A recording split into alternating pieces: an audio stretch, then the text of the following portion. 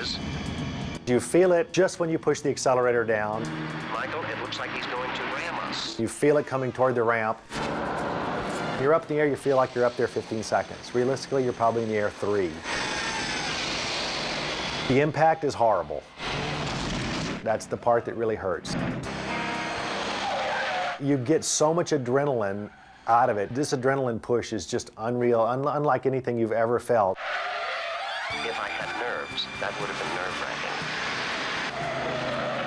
With the kit car, we always wanted to jump higher, faster, longer, make it look more elaborate, do things that people hadn't seen before. Knight Rider was in a city, so we decided let's do car jumps in a crowded city. Let's do them in, alley to alley, across cars, places where it was really, really a tight fit. And so it took a lot more technical knowledge to try and figure out, if I line up on a ramp and I'm off by a foot here, it's going to be off 10 feet on the other side. And if there's a building there, that's a bad thing. The way we started with the show was 2 cars, a computer car and a stunt car, and that was pretty much it. And the computer car, they wouldn't let me touch. I mean, it was strictly David gets in this and gets out of it, and he gets to drive it, and nobody else gets in this car. We had one shot we were doing where David wanted to drive our hugely expensive computer car around the corner, and I said, no, let's just put him in a stunt car. And they said, we've already loaded all the stunt cars. They're already on the car carrier going to the next location. All we have is this computer car.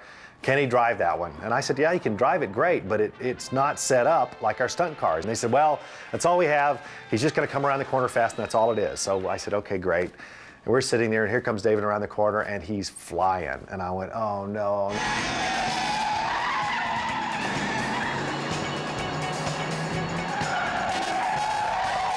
Jack Gill was my stunt guy, and we became really close friends, and he was really, he really took great pride in showing me how to drive. And so we went out to the Saugus Speedway and just took the car out and learned how to do 180s, and 360s, and how to go around the corner really quickly and fishtail out and turn back into the turns. I was trying to keep him from getting hurt, but then trying to show him as much as we could to make him look like he was doing all these big, huge stunts. And after about 6 to 8 episodes, David was a great car driver. I mean, he could really handle the car. The problem was we didn't want to get him hurt. And so even for the jumps, I couldn't put him in any of the jumps, but for sliding around corners and coming in fast, David was the guy. All right, get in here fast. When Kit drives up by himself, I designed a car that would drive from the right, and I would be hidden inside the seat, and I could drive up quickly, slam on the brakes, David could jump in, and we could drive out in one shot.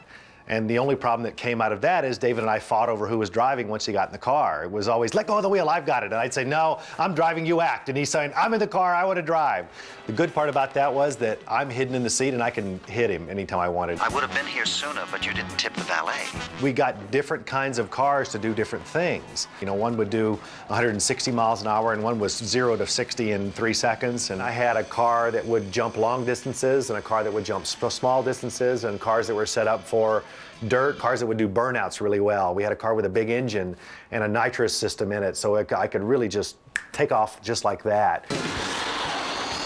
There was always one big master stunt for each episode, and every one of them was life-threatening. It's not to say that accidents don't happen on the set, they always do, and we were never virgins with that either. We had a lot of cars that got crashed, and only because you're jumping a car an extreme amount of distance and dropping 4,000 pounds to the cement and compressing your spine.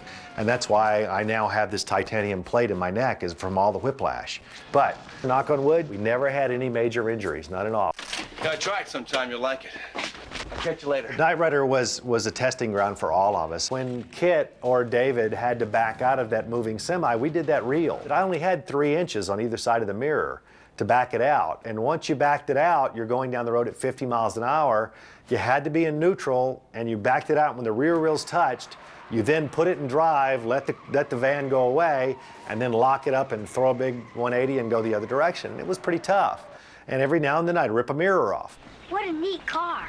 The most fun that I ever had was seeing kids that come up that think this car can really drive itself. And so I would go hide. I'd go around to the backside of David's motorhome and get in the seat and cover myself all up. David Hasselhoff would say, okay, kid, come on. And there'd be 50 kids standing around, and I'd come flying around the corner and stop And he'd say, come a little closer, back up, and we'd play the whole thing out.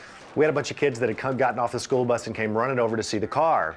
Well, they had just seen this episode of a bunch of thugs coming in and beating on the car with baseball bats, and there was absolutely no damage. Well, these kids came off, come over to the car and start kicking it and bashing it and beating on it, and it's denting.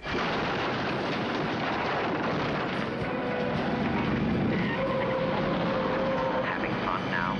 Yeah. I grew up with it. I found my wife, on Knight Rider, and it was amazing. But with Knight Rider, we were really pushing the envelope on every single episode.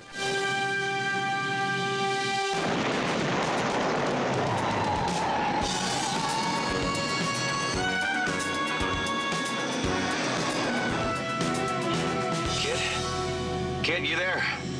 Where would I go?